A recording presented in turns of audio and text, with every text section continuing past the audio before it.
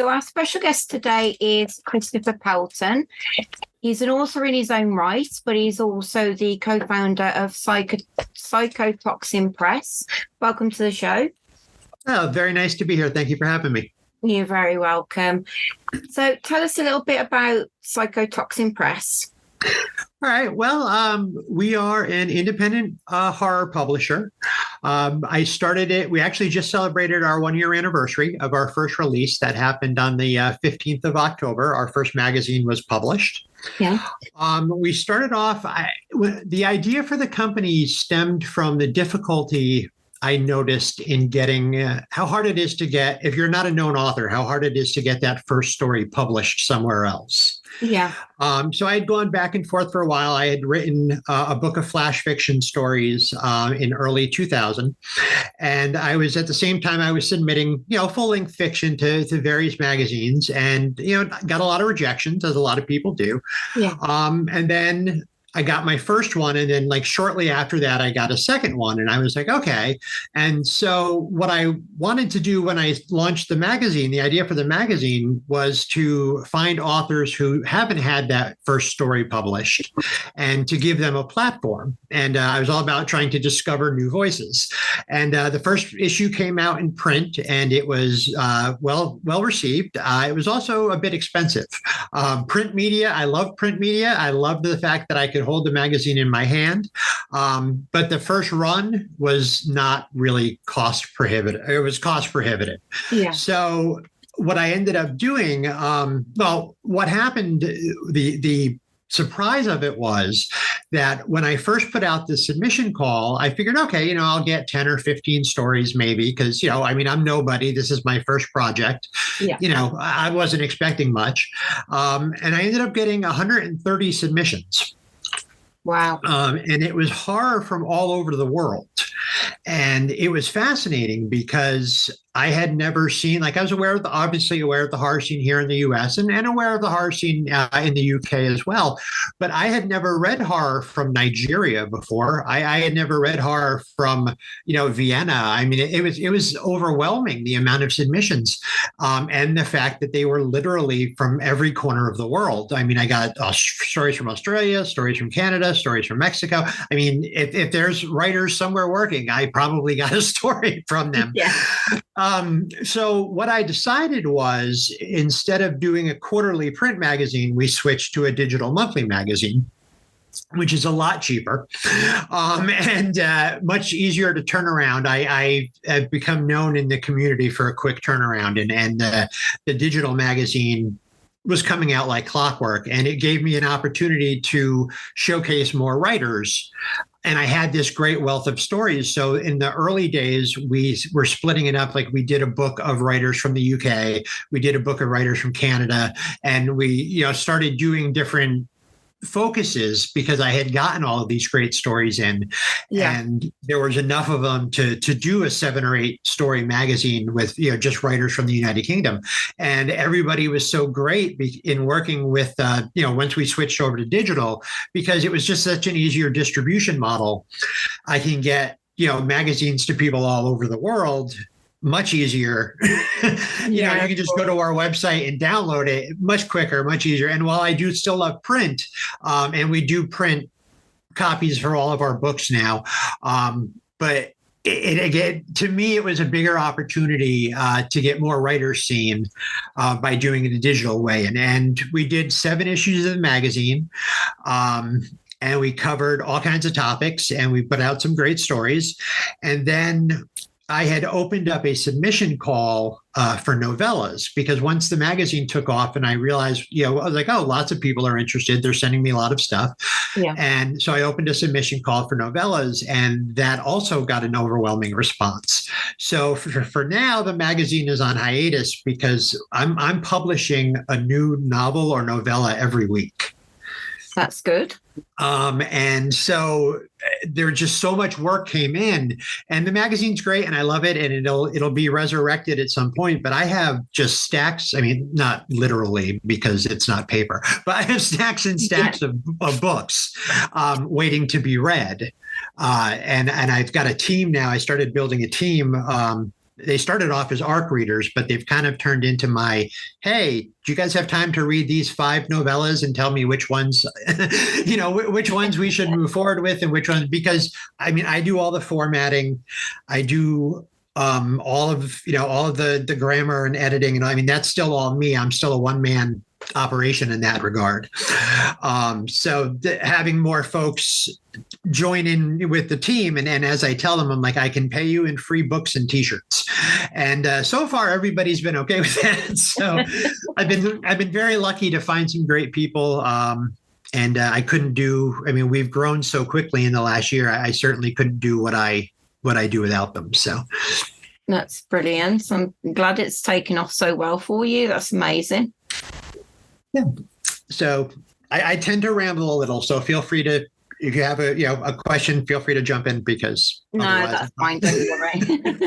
It shows the listeners that we're human and we can ramble on too. So I won't worry. So what led you to specialize in publishing horror? I've been a horror kid my whole life. I don't know if you guys had them overseas, but we had a series of books when I was a kid from Crestwood Books, and they were bright orange. The covers were all bright orange, and each book featured a different movie monster. And Dracula, and they would talk about Brahms. They would talk about the book, and then they would talk about like Bela Lugosi, and then they would have a chapter on the Hammer films, and it was all with these great pictures and photographs of movies that, as I came to find out later in life, no longer exist because they've disappeared forever because of the old film stock. But it was the Crestwood horror books in my local library that I checked out every chance I got. And I started watching the Universal horror movies with my parents or with my dad. And I grew up on, the Bela Lugosi and Boris Karloff and all of those guys. Yeah. And it just kind of grew from there. And then as I got older, as we moved into the 80s and slashers became the thing, I picked up on, Nightmare on Elm Street, Friday the 13th, all of that stuff. But I also started reading more horror at that point. Because back then there wasn't a lot of, and it's one thing that I love about today is the YA market, and especially for YA for horror, because when I was a kid, there wasn't, in the late 70s and early 80s, there wasn't a young adult horror thing. No. We didn't have Goosebumps. I missed out on Goosebumps was the next group of kids after me. So, I had the Crestwood books, and then I had Stephen King. So it kind of went from, these are all these great movies, and here's the lore and all of the backstory of all these monsters and where they come from and all of that. And then I jumped right into Stephen King at like probably the age of 10, I want to say, maybe a little too young to be reading some of that stuff. But my dad was a big fan. My dad read Stephen King. My mom read Danielle Steele. So it was kind of like, well, let's stick with the horror stuff because that's kind of what I was growing into. So as I became a writer, it just kind of came naturally to me. And it's funny to look back on now, because when I was like in middle school, in like 7th or 8th grade, I was writing, and it was the late 80s, so slashers were really big. So I was writing a lot of slasher fiction that included my classmates, and they loved it. My teachers thought it was great. They thought it was a laugh, and my classmates loved it. And now I look at today and I think, wow, if a kid wrote that stuff today, they'd lock him up. They'd incarcerate. They'd have him checked out.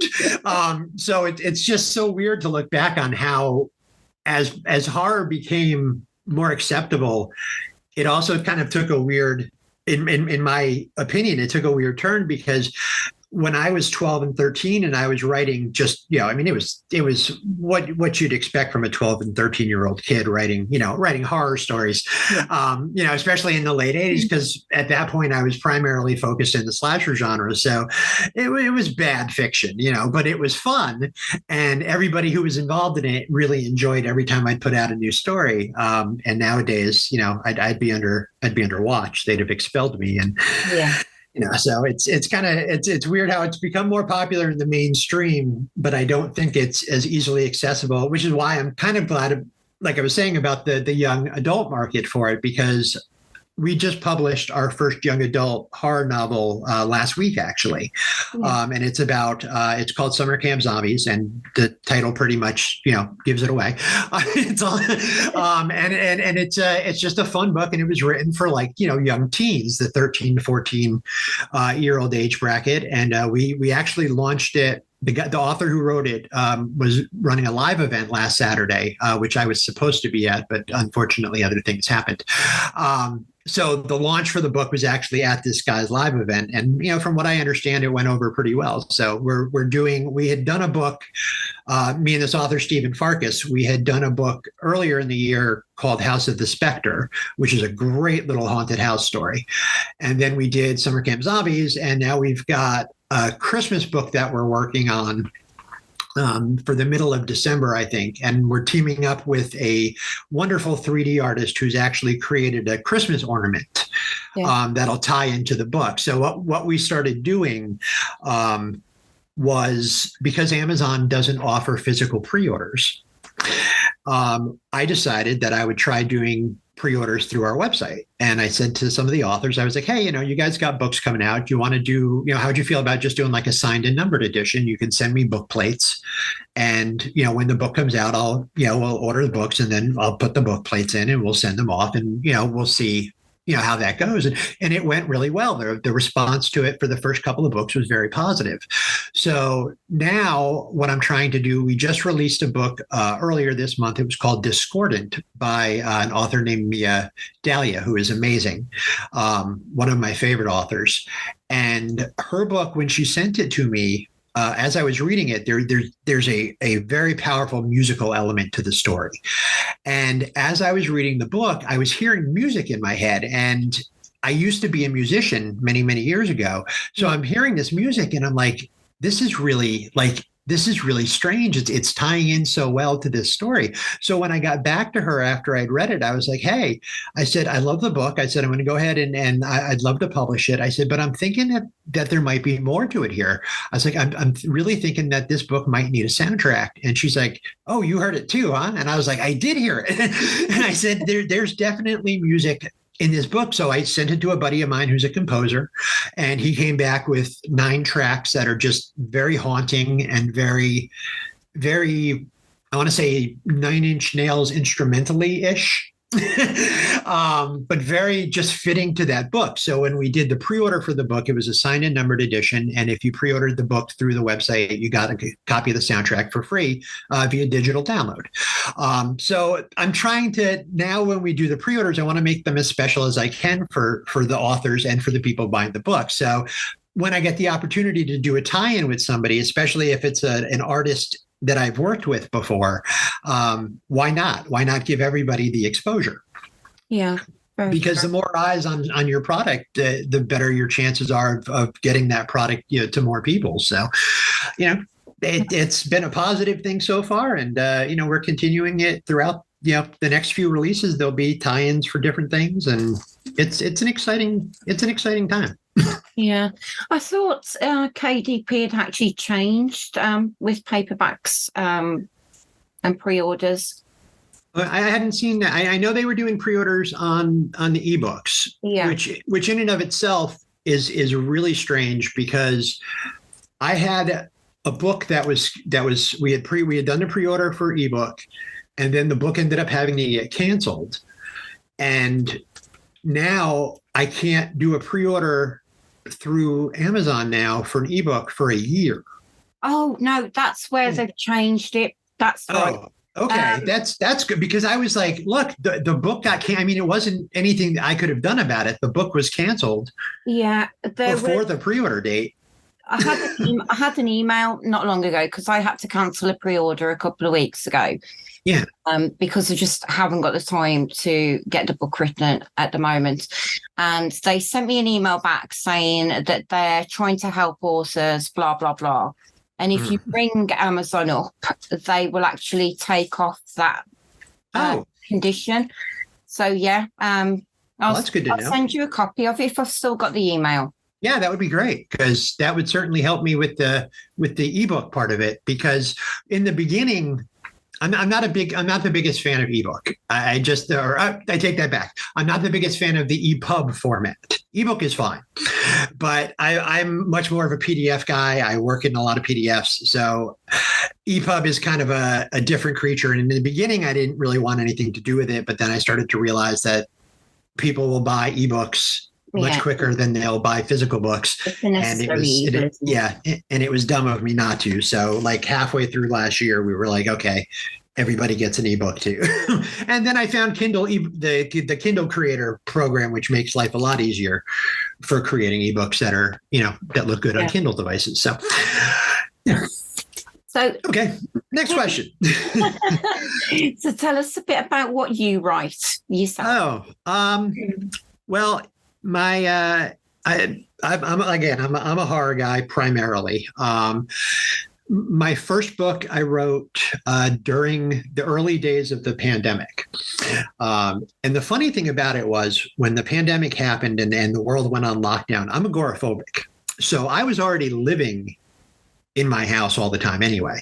Like if I was going out maybe once every 6 months, but I mean, now in the day and age that we live in, anything I need, I can have delivered. So I didn't have to go out. And so for me, when the whole world shut down, all of a sudden, now my wife is home and she's working from home. And so now we're both kind of in the house, all the time together, which is one of those things that we've learned. We have separate spaces in the house now. So when she's working, she's doing her thing in one place, I'm doing mine in somewhere else. And then at the end of the day, when work is over, we get together and, and everything's cool. But, so the first book was written during those early days of the pandemic, and I had been reading a lot about different styles of writing, and I wanted to challenge myself. So I decided that what I was going to do is I was going to write this book, and it was going to be all flash fiction stories, nothing longer than 1,000 words. I set that goal for myself, and I was like, if I can do this, it's more about learning how to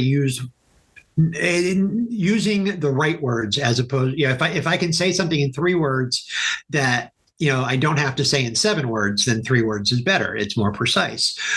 So that was my challenge to myself. And I wrote 20 stories, and they varied in style. They varied in, some of them were straight up horror stories. Some of them were a little sci-fi type. There was an interesting mix of stuff. And I put it out, and it sold a few copies. Nothing, I'm not a rich man, but it sold a few copies, and there was some interest there. So I kind of went back to some other stuff I had been working on, longer form stuff. And in 2022, early part of 2022, I want to say, I released the second book, which was 13 stories, longer fiction. Definitely a couple of them out of my usual wheelhouse. There are a couple of stories in there that are not at all horror stories. They're science fiction stories, or they're dystopian, kind of a feel, not horror at all. And now it's funny because I started one of the main reasons for me starting the publishing was so I had some place to publish my work on the regular. And I haven't really written much in the last 8 or 9 months because I spend my day reading other people's work. Yeah. That's, so at the end of the day, when I'm done, like right now, before we got on this call, I'm rebuilding a poetry collection from the 90s. That I had to decipher Quark files. I was like, oh, come on, man. But it's coming together and it's going to be good. And it was a big, big seller in the 90s. And I think it's going to be a big, big seller now. So that'll be good. I've got a Halloween anthology that I'm putting together that's going to be a giveaway on Halloween. I just launched an idea, which is already building steam. We're going to do a anthology of horror stories based on Sgt. Pepper's Lonely Hearts Club Band. Yeah.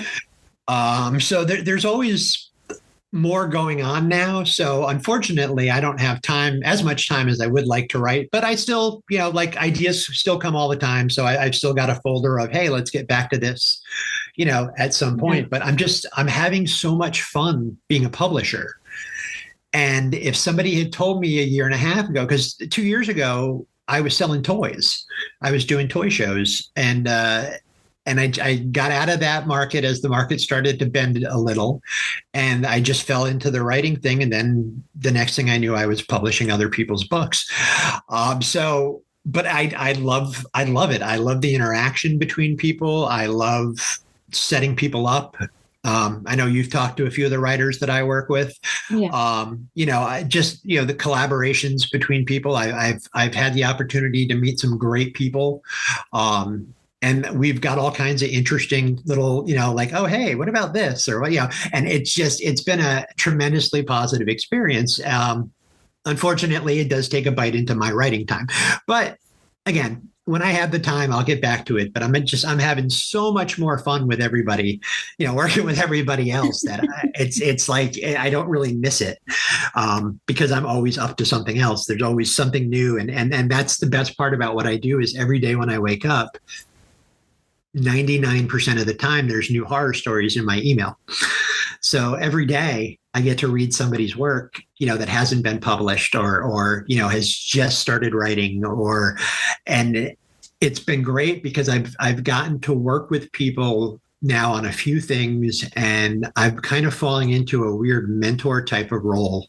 In some regards, which is great. I mean, because I'm older than a lot of the folks that I work with, but I'm probably in the middle overall. I'm 40. I'll be 48.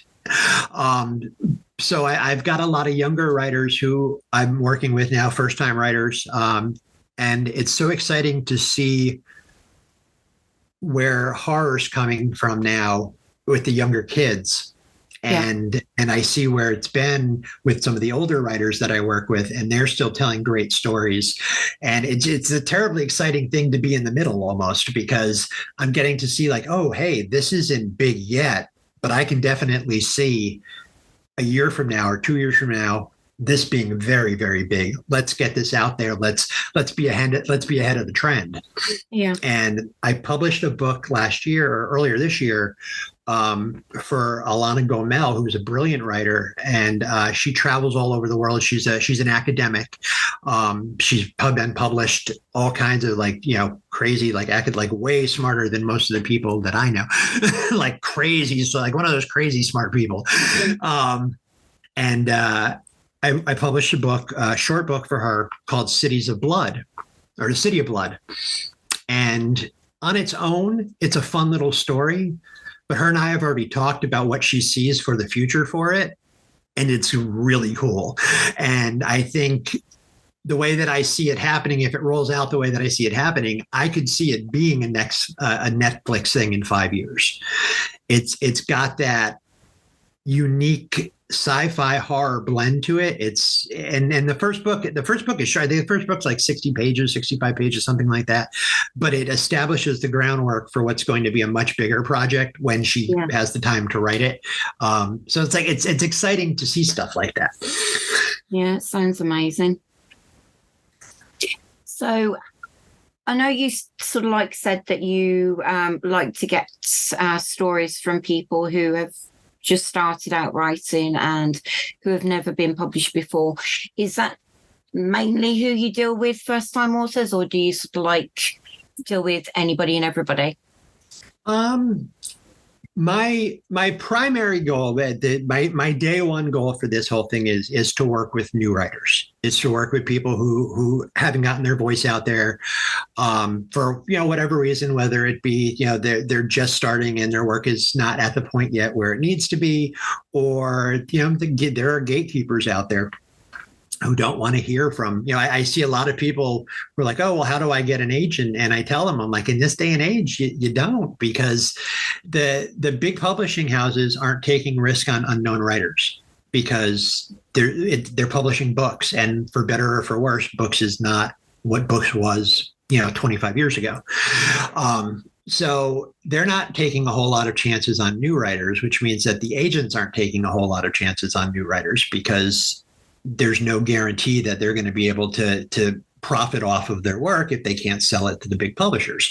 So what I wanted to do with Psychotoxin was to tell these young writers and be like, hey, send me your work. If you've been writing, for a year and you've been banging your head against the wall because, you're getting stymied every time you send something out, don't get discouraged. Send me your work and let me see what you've got. And if I can help them get published, or if I can say, okay, look, this is what I think of this story. I said, if you were to, make some changes, it would improve because of this, this, and this. And I actually had a writer who submitted a novella to us about 6 months ago, and we read it, and it was good, but it needed some more attention. So the team who read it, they made the notes. I got back in touch with him, and I was like, hey, man, the team really liked your book. I said, but this is what they felt was missing. If you want to take a look at these notes and make some changes, I said, and resubmit it. I said, I'd be more than happy to read it again. And he did. And he just sent it back to us a few weeks ago. And he took the notes to heart and he made the changes. And now it's a great book. And now we're publishing it next month. So it's nice to be able to work with the up and coming folks. On the other hand, I have been working. We've been building.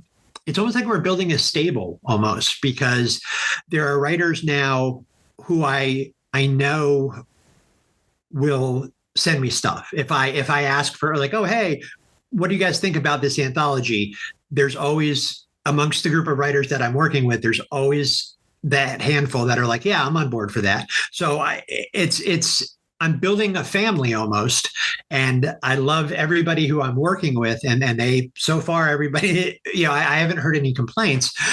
So, I've been lucky in that regard. And as I mentioned earlier, I've kind of become known as like one of just having an incredibly fast turnaround, because I have, because I don't have to go through a committee or anything, I can make the decisions. And if all of the ducks are in a row, if we have a solid manuscript, if the art is good, if the art's ready to go, I can turn it around in a week if that's what it calls for, because I can just focus all of my energy on that for a couple of days and turn it around and have it out. And people seem to be when I tell them, they're surprised, because they're used to hearing, I'm like, oh, well, it'll be like 6 months from now. Or, somebody sent me a note like, well, what would you think of a release window? And I'm like, what do you think of November? And they're like, really? I'm like, yeah, if I don't have to tear up, and I don't, that's the one thing I don't do. I am not a fan of changing authors' words. Yeah. If the story doesn't work in the words that it's written in, I will get back to them and I will say, hey, this isn't working. This is why I think this isn't working. I'll make, if there's, minor changes here and there, a word wrong or whatever, that'll do. But I don't like changing writers' words, because, obviously when they wrote it, those were the words that they were working with. I haven't had that problem too much. There's been very little that I have been like, this isn't going to work one way. There's nothing we can do with this in the state that it's in. There's been one or two short stories, but nothing, not a whole lot significant. There's been, a handful of stuff that we've sent back saying, hey, if you want to consider these changes, we'd be happy to read it again. And there's been some rejections, just like, look, this is really good, but it doesn't fit what we're doing right now. We did an anthology recently that featured stories about hell. And some of the stories I got had absolutely nothing to do with hell at all. Not a mention, nothing. And I was like, well, your story's fine, but it doesn't at all remotely even begin to fit in with what we're doing here on this project. So sometimes it's weird stuff like that. But yeah, I've been fortunate in that most of the stuff that I get, the folks who have been doing this a while, I'll get their story and I'll run it through grammar and all of that stuff and come back with, the minor changes here and there for, a misplaced word or whatever. But a lot of the times with those folks, I know exactly what I'm getting, because I've been reading their work for the last year. We've been working together on stuff. They know what I expect as a publisher. So when they submit to me, they know, if they know what I'm looking for, so they won't waste my time, because a lot of them know my time is very, very strange some days. So So how do you decide which manuscripts that you're going to publish? I love a good story. We've published a book back in August called The Worst Nights, and it's not a horror story. It's not even remotely in any way, shape, or form a horror story. It's a story that takes place in London in 2001, and a dragon shows up, and the queen puts out a call for the knights, but the only knights that she has are famous people. So Elton John and Sean Connery and Anthony Hopkins and Michael Caine answer the call to fight the dragon.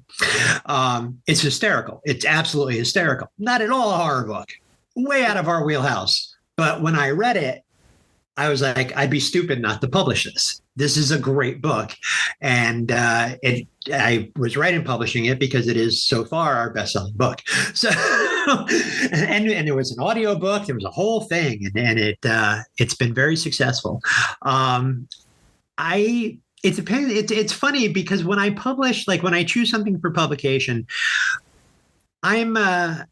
it's kind of like what I'm in the mood for, I think, is what it boils down to. Because like now we just released a story called Dust and Deliverance. This week was this week's release, which is totally different from other stuff that we've released. I've got a short story collection coming out next week. And then we've got the Halloween book coming out the week after that. One of the books in November is a horror story about wine. So it's if I find the book and it's intriguing, and it's nothing, if it's something that I've never read before, or if it's a completely new take on something, I tend to prioritize those. There's a million vampire stories. There's a million zombie stories. I mean, yeah. We know at this point what needs a break and what, in the genre. So for me, it's if I find something that I'm like, wow, I've never, like, this has never occurred to me before. I've never seen this before.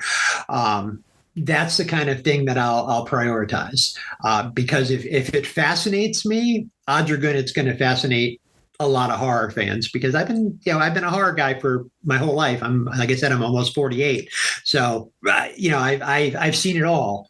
So when I find something new, it's exciting to me. And that's what tends to make me go, okay, this book, this is what we're going to publish. Yeah. So what do you think makes for, like, what elements do you think make for a good horror story? It's funny because the elements are almost, a lot of times, because there's so many subgenres in horror, the elements tend to be unique to the specific subgenre, I think. If I'm reading a story about, a serial killer, let's say, I'm going to look for a feel of, I don't know, maybe a tension, like a real life tension, a feeling of unease, or a feeling of concern for the people who don't know this guy is coming to kill them. So that to me, that's what fits into that. But if I'm reading a haunted house story, I want ghosts, I want scares. I want, ghostly stuff happening. I want, I want, mirrors bending. So it's kind of, it all depends to me what the subgenre is that they're tackling, as to what the right elements are. I have read stuff that has great elements for the wrong genre, for the wrong story. And then I've read other stuff that's a good story, but it certainly would be improved by adding some, whether it be more tension, or whether it be a literal jump scare, or, something like that. But most of the time, at least in my experience, I find that they're very specific. Like and I think it works across all mediums too. If I go into, like, watch Night of the Living Dead, I'm getting a completely different. I'm coming at it from a completely different way that I would be coming at watching, like, Halloween. Yeah. So it's to me, it's always kind of been subgenre specific. And when I see the elements when they work, then that excites me. I also like to see new takes on stuff, though. That, for me, it's, is there an idea that hasn't been beaten to death? What's a new zombie idea? That doesn't fall into the and it's not that I dislike zombie stuff. I love zombie stuff, but it's been a while now. I think we can give zombies a break. So what's your feelings on like authors going I can't even remember the saying now, but crossing over like subgenres in the book? If it works, if it ties together, we did a story. I don't remember when it was. It was about. We did an issue of the magazine that was about the interesting political situation we find ourselves here in the U.S. And one of the stories was really interesting because part of it was broken down like a text conversation. Yeah. But there was a story built around it, like showing like, oh, this was happening and all of these things were happening. And then there would be a break for the text conversation with these people who were talking about, oh, have you heard from, and the whole thing was, it was actually a take on the zombie thing, which was a unique take on it because it was a zombie outbreak, but the people in the text messages were treating it like they were denying it. They were refusing to accept the fact that it was in fact a zombie outbreak. Yeah. And so it was the this is what's going on in the world around you, the zombies and all of this stuff. But then here are these delusional people, and it's a different, it felt like two different stories, but the elements worked so well together because every time I turn on the news these days, that's what I see. I see, here's what's going on in the world around you, and here's a bunch of idiots who are refusing to accept reality. Yeah. So, for me, that was cool. If it can be done right, I do enjoy the crossover when it's done right. Right. So, staying on that subject kind of thing, is there any particular subgenre of horror that you wouldn't entertain? As a publishing house. Well, yes and no. There are certainly things. I have 3 rules, fast and hard, I live my life by as a fan of anything, as a publisher now. 3 very simple rules: no kids, no animals, no dead folks. As far as, inappropriate behavior or anything, sinister, creepy, you know what I'm saying? Those 3 things, they just don't do it for me. They're not scary. They're not, they're just, to me, it's always been lazy. It's like, and you're going for shock value for the sake of shock value. I've never read a story where I've never read a horror story where the graphic abuse of an animal or the graphic abuse of a child has benefited that story. Yeah. In any way. So for me, those are the 3 things that it's not going to happen in a psychotoxin book. Now, on the other hand, there is a huge audience for splatter horror and splatterpunk stuff. I'm fully aware of it. Yeah. I have a partnership coming up with a comics industry legend, and we are going to be doing a joint branding between his press and mine, and that partnership will be releasing the more extreme horror stuff that we do. Because I get, people send me extreme horror. Yeah. I get it on a regular basis. And it's not that I'm opposed to it, and I know that there's an audience out there for it. Just none of it that I have read fit in comfortably with what we are doing on a regular basis at Psychotoxin. But when I reached out to my new partner, he's been doing this for 30 plus years now. So when I approached this idea with him, he was like, yeah, he says, that sounds like stuff that we used to do back in the day. I'm like, exactly. I said, you guys have already built a reputation for the more extreme side of things.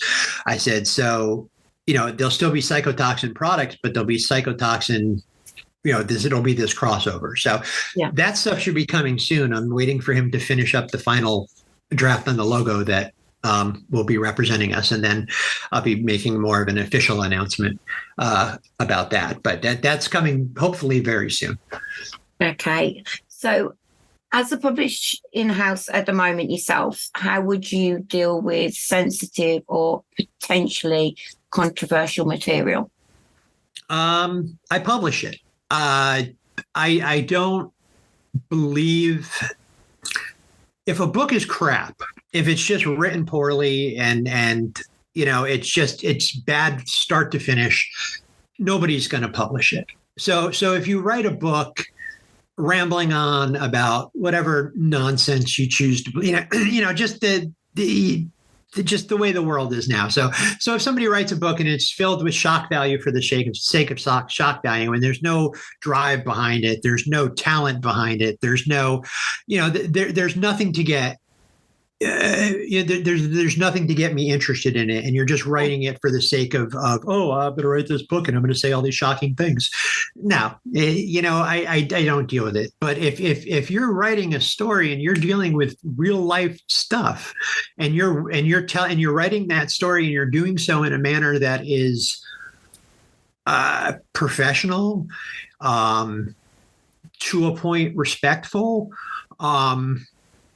If you're trying to show both sides of an argument, I'm fine. I'm fine with publishing that stuff. I'm not going to shy away from sensitive topics, as long as it's written well. Yeah, it's like censorship. It's like censorship, isn't it? Really? Yeah, it is. It is. I mean, it's everybody. For better or for worse, the internet gave everybody a voice. And some of those people, I don't like what they have to say, but they have a voice. What am I going to do about it? But the people who make these stances and they say what they say and they believe in what they say, I'll publish it. If you stand by it, I'll publish you. I'm not afraid. Yeah. I'm not afraid to tackle that. The guy that I'm teaming up with on this new project, he's the only American comics publisher to publish the only American comics artist who ever went to jail for his comic art. So, we're not afraid. If you can write, then I will read, and I will consider what you have to say. If I like it, if I think it fits the criteria for whatever we're working on or whatever the case may be, I'm not going to not publish something because it might get me in trouble with, religious people or political people or, whatever the case may be. I'm not afraid of that. That's good. I'm also 6'4" and 275 pounds. So, I'm not afraid of much, and I live in a city that's got some shady parts. I'll just leave it at that. So no, I'm not really afraid. I'm not really afraid of that. And like I said, if it's strong writing and it makes the point, I'm not afraid that somebody will be like, oh, well, you can't. Well, yes, I can. That's why I'm here. Yeah. So how do you approach marketing for? Oh, well, I'll tell you. In 2016, when the United States made a terrible, terrible mistake, I got off social media. I was off social media for 5 years. No Twitter, no Facebook, nothing. I like, I don't need to hear it. I don't want to see it. It's all bullshit anyway. I don't need it. And for 5 years, I was off social media. And then I wrote a book. And unfortunately, when you write a book, you have to promote that book because, like I said before, publishers aren't taking chances. So it's up to you as the writer to get the word out. So I made my way back to Facebook and then subsequently Instagram. I'm on the Slasher app, which is an app and a web page built exclusively for the horror community. There's pros and cons to it. I am doing podcasts when I get the opportunity. I'm on Blue Sky. I am trying to do live events. I had to cancel my appearance last weekend. I've got another appearance coming up at the beginning of November. So I'll be there. It's a weird spot now because a lot of the things that I'm doing, a lot of things I'm showing up to, they're author events. And yes, while I'm an author, I'm not so much an author these days. Yeah. So it's like I show up as a publisher. So it's kind of weird because I know like when people go to author events, they go to meet the authors and have their book signed. And while I do have a couple of books, I'm more than happy to sign if people want to buy them. Not all, obviously my authors aren't there with me. So it's a kind of a weird spot for me, but like I said before, the more eyes on a product, the better the chance of somebody buying that product is. So I will gladly do any appearance, anybody who's willing to have me. I was a toy vendor for a couple of years, and there's an inherent cost involved with that. And there's an inherent just general pain in the assness set up with transporting products, staying at hotels, setting up booths. It's not a fun, like it's fun once everything is good to go and you're meeting people and everything. But the whole process of doing comic shows and toy shows, it's just such a big ordeal. There's a lot of money involved. And as an independent publisher, I'm making a royalty percentage and not a very big royalty percentage from the authors that I publish. We offer a 70-30 split in the author's favor. So I'm not making a lot of money there. We're making little bits of money here and there on the iTales stuff, a little bit of merchandise here and there. But, so for me, it's like if there's shows that I can go to and the cost for me to show up is minimal, I will gladly show up. I'll go anywhere. I don't care. As long as I don't have to come out of pocket hundreds of dollars, because right now I don't have that. So, yeah, I suppose as well, you've got a bit of let me get my words out. A bit of an advantage because you've been on the other side of the coin because you are an independent author as well as being a publisher, so you know kind of what to expect. It's true as an author, and you can offer that advice as well to people that you're taking on. And I do. Over the last couple of weeks, at least 4 of the authors that I work with had their very first shows, their very first appearances at live events, and they were nervous, and they were, we were talking all week, all week during the build up to the shows. And I told them, I said, look, this is the most important thing. I said, this is your first show. I said, you might sell some books, you might not sell some books. Hard to say. It depends on who shows up and what they're looking for. I said, but who will show up are other authors and artists and maybe some publishers and fans. When you do a horror specific show, horror fans are going to show up. I said, what you want to do is talk to everybody. I said, talk to all the writers sitting around you, talk to the writers, all the writers that are there. If people come by your table, talk to people, because you never know who you're going to meet. You never know who you're going to talk to, and you never know what might come of that in the future. I've met some amazing people doing shows that I've done, and I've made some tremendous partnerships. I work with some great artists who I've met at shows. I had the fortune to meet Beatrice Biapple at a show a couple months ago. She played Amanda Kruger in Nightmare on Elm Street 5, one of the nicest people you'd ever want to meet. And she was super great. And we talked, and she actually wrote an introduction for me for the last anthology we published. So it's, I stress with everybody, don't worry about sales, especially if this is your first time out. I do my best when we publish people. We've got ads up on across our social medias. My partner in this whole thing, he is my video guy. He does amazing author videos and stuff. So we publish, we put out, we will spam the hell out of your book. If we're publishing a book with you, we will get that book seen in as many places as we can. And, I have access to television advertising. It's not inexpensive, but I have access to a really good television advertising deal. And I'm in the process of trying to get some writers together in on that so we can do an ad to help promote their work on television. It's a 24-hour streaming horror service. It's called American Horrors. And they are based out of Wisconsin, and they are streaming just a variety of delightful horror content 24 hours. It's all free. It's on Roku, and it's on the website, AmericanHorrors.net. And they've been doing this stuff for a long, long time. And fortunately, thanks to my connection with them, I'm able to offer my authors TV ad spots. So once we get that first ad put together, and we'll get that up and running, that'll be running on a platform with 10 million viewership this year. So, and those are all horror fans. Nobody's watching that network if they're not watching because they're a horror fan. Yeah. So that's thousands and thousands and thousands of pairs of eyes on a daily basis that are going to see your product. Is going to see your book cover. It's going to see your QR code or whatever, however we cut the commercial together. So for me, that's the next big step I'm going into is TV advertising for the writers.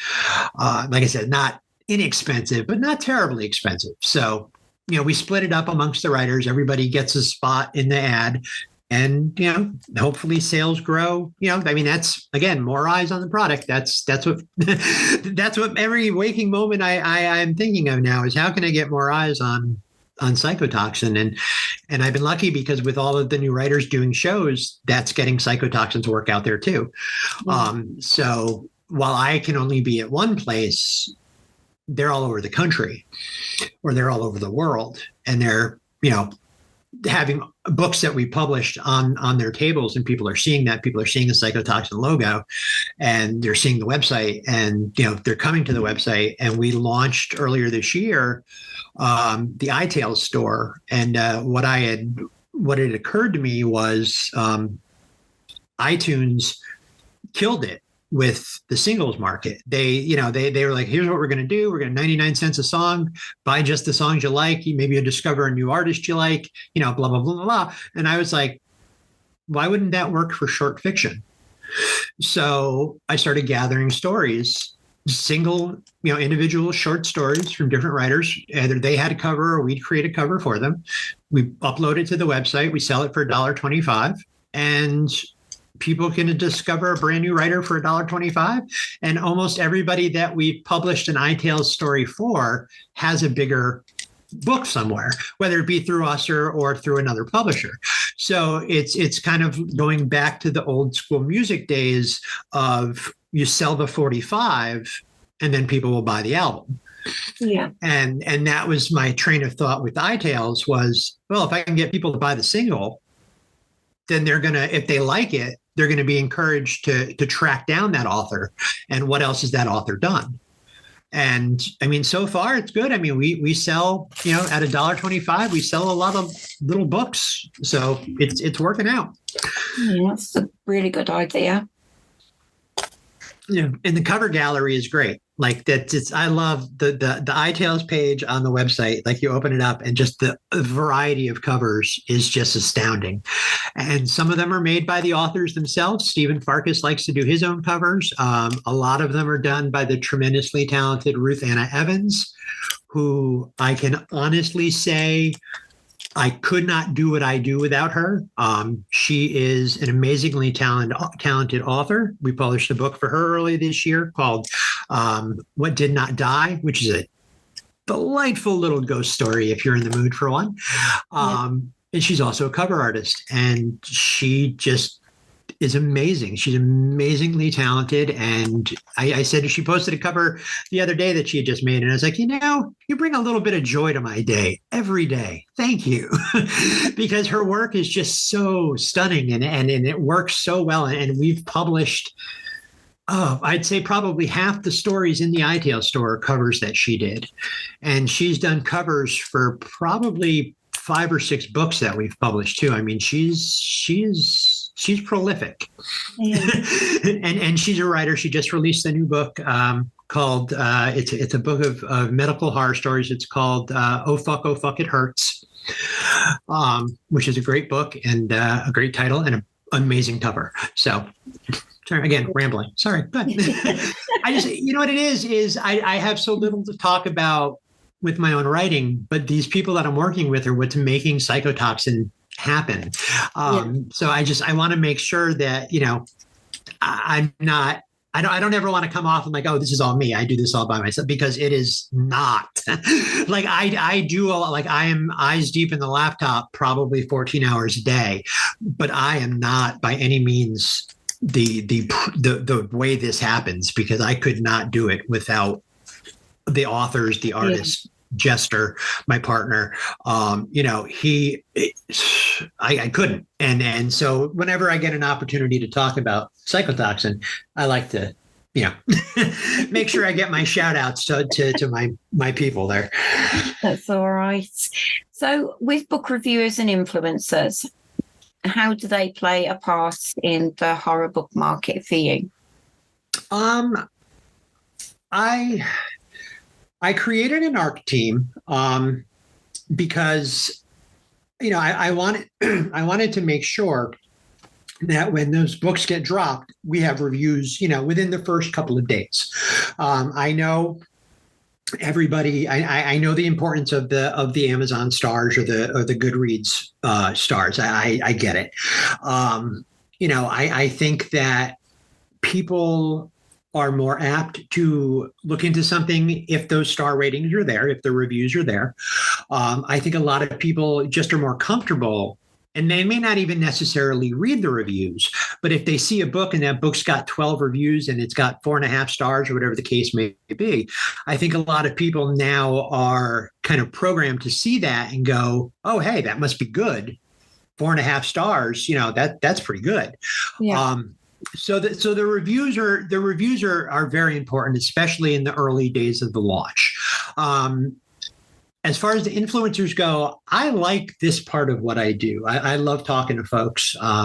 It's one thing that I miss about live shows is just my ability to go out and just talk to people.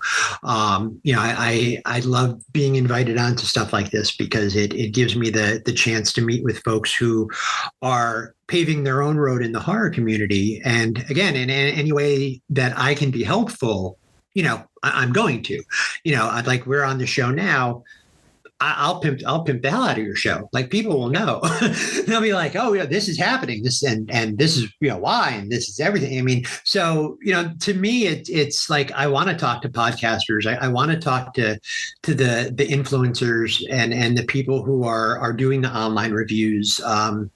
Because I understand their importance to the community and I appreciate what they do. I appreciate what you guys do because I understand the time involved in stuff like this. I used to run a website where I did 2 or 3 video features a week.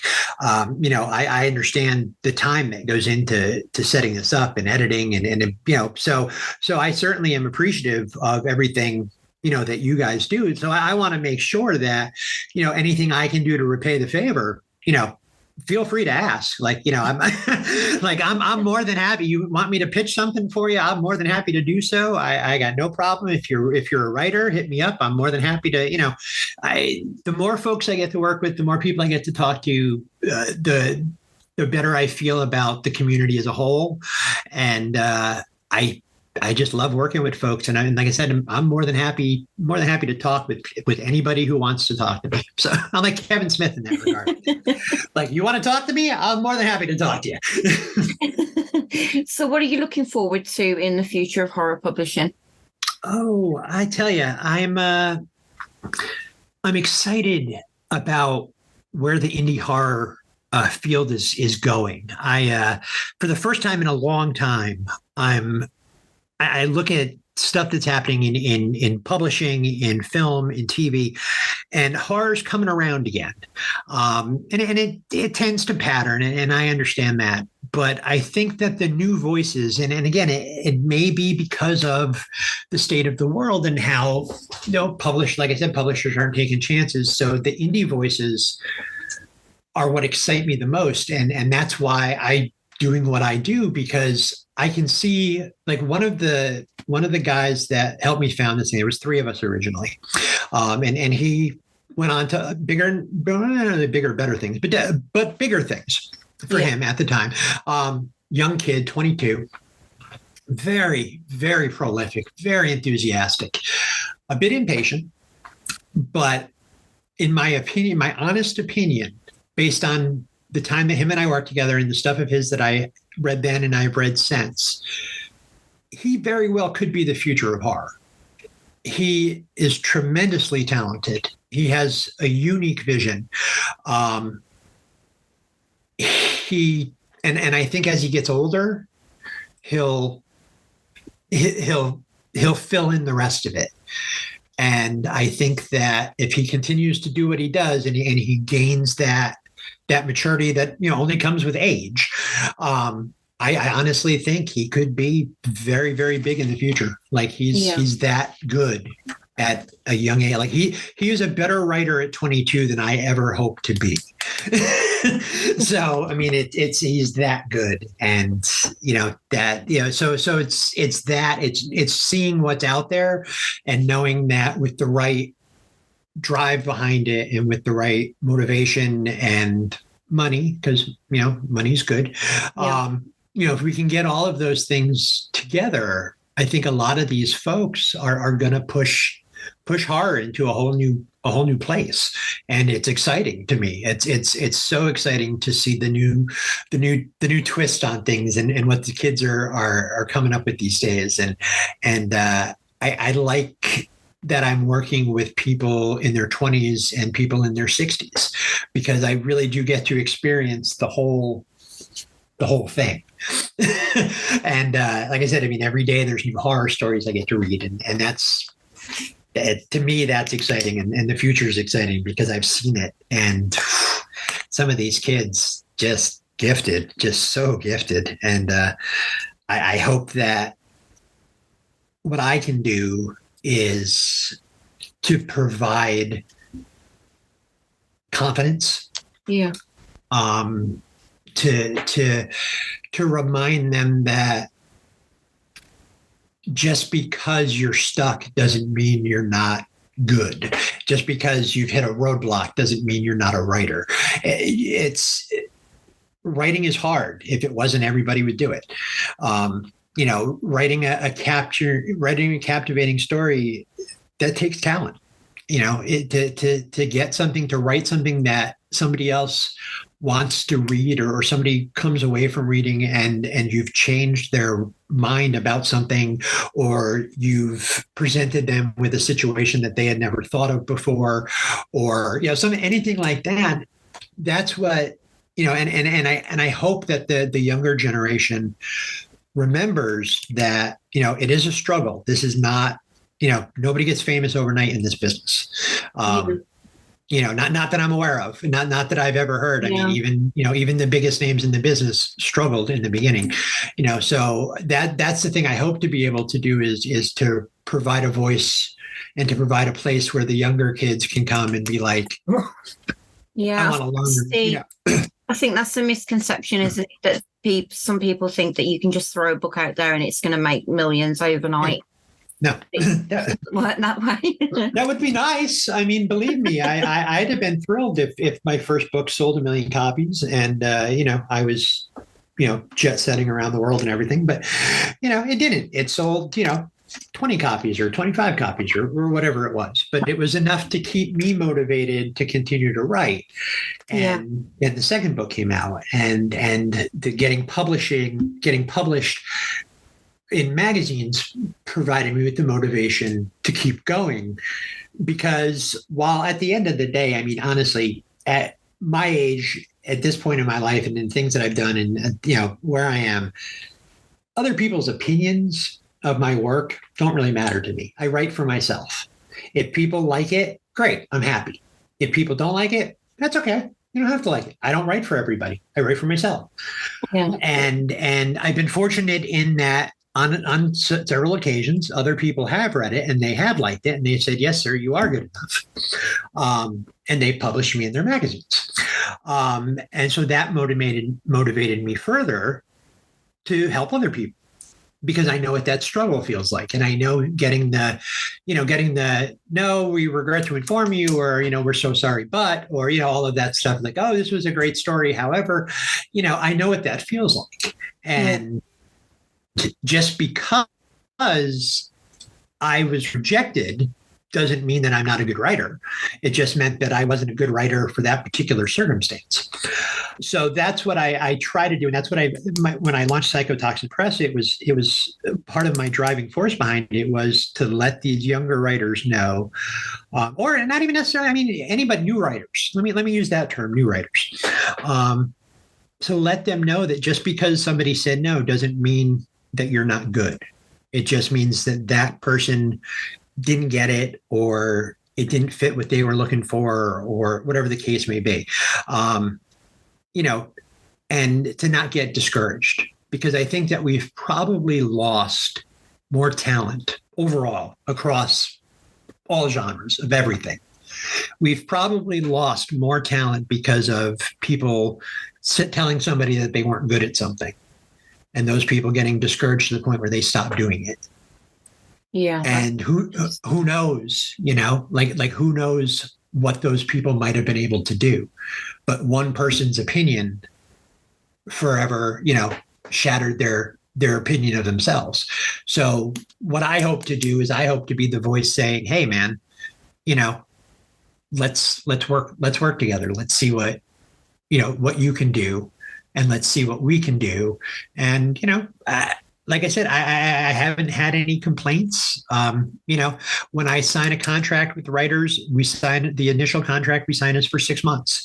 And I tell everybody, like, if after 6 months you're not happy with how this has gone, or I'm not happy with how this has gone, we can go our separate ways. No harm, no foul. And, I haven't had anybody take me up on it yet. So I guess we're doing okay. I've been very fortunate. Like I said, I've been very fortunate to work with some great people. I've got some young talent and some new talent, that were doing stuff for the first time, people who their whole lives wanted to write a book. But, if I can help in any way, that's what I like to do. And, I don't ever want to be the person who tells somebody, no, you're not good at this, you should stop writing, because I don't believe that. I believe that if you really want to be a writer, you have to write. You have to read and you have to write. And you're only going to get better by practicing. And that's, to me, that's the most important thing. It's like practice, practice, practice. Write every day. As I tell them, and it's so funny to me now, because like some of these folks that I'm working with, they're putting out like 2 or 3 books a year. And it's good stuff. It's just they're so, the energy is there, and I wish I had like a half that energy sometimes, because I mean it's just crazy to see how prolific some people are, and I was never that fast of a writer, so but the stuff is good, and it's been it's been working, and people like what we do, and we're selling books every day now. So that was the first hurdle I wanted to get over, was as an independent publisher, every day now somebody has bought a book. Yeah. From the Amazon store, and people buy books from the website and stuff. But that was my first goal, was one book sale a day. And nobody's getting rich on one book sale a day, but that's where it starts. Enough people start to see the psychotoxin, and they see the books we're putting out, and then they start to have loyalty to the writers, and then hopefully some of them have loyalty to the label. Because for me, if you put out a great book, and it's like, your publishing house puts out a great book, I'm gonna tend to go back to your publishing house, the next time I'm looking for a book, because, you guys were smart enough to publish this book. So I'm sure you're smart enough to publish something else that I would really like. Yeah. So, that's what I hope for. That's it's small dreams right now, but yeah, but they could become big ones. I said the other day, Ruth had posted a new cover, and I was like, just don't forget us when you're a big star next year. And she's like, you neither. And I was like, oh no, don't worry. When I get paid, everybody gets paid. I said, if this thing blows up big like that, I'm bringing a lot of people along with me. Don't worry about that. Everybody will be working full time for me, and getting paid handsomely. So yeah, when that day happens, if that day happens, Psychotoxin will become a very big thing, and many people will be very happy. So do you have any upcoming releases that you're particularly excited about? Well, on Tuesday, this coming Tuesday, which is the 24th? No, 25th? 25th, I think. 24th, you were right the first time. 24th, okay.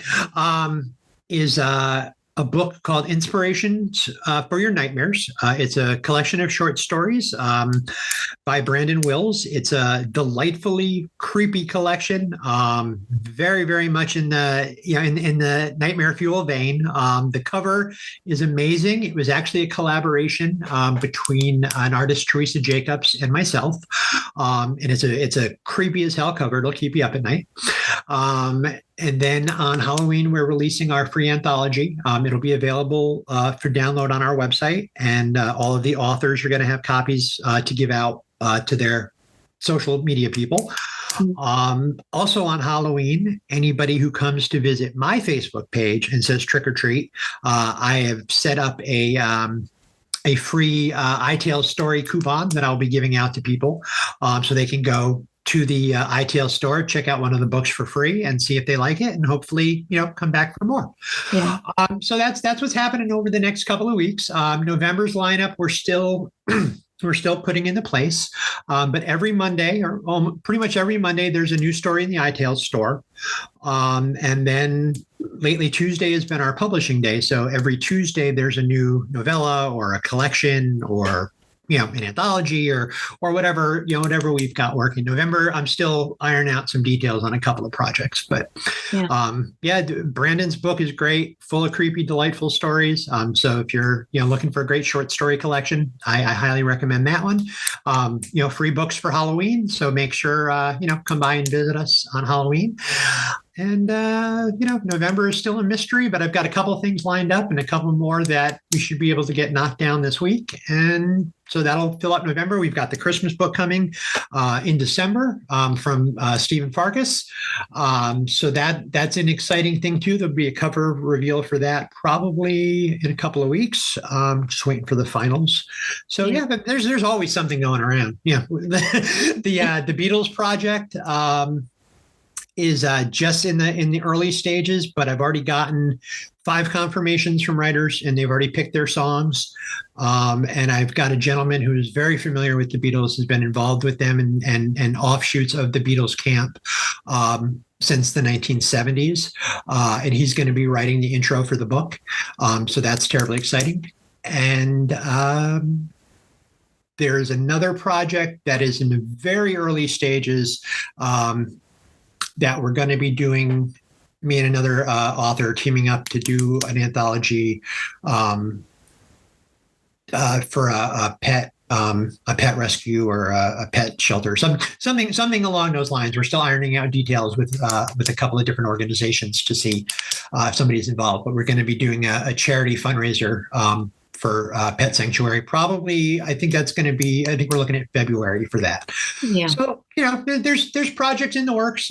Always something going on. I've always got people buzzing in my ear about stuff. So, it's it's always exciting. There's always new stuff, all the time. And like I said, we're pushing forward. The family's killing it. They went out there and they're doing these shows and folks are buying books and word is spreading. And that's at this point, like I said, we're just a year in. So, we're still new. We're still, the energy is through the roof and there's so many so many things going on and so many big projects that we're working on. It's crazy.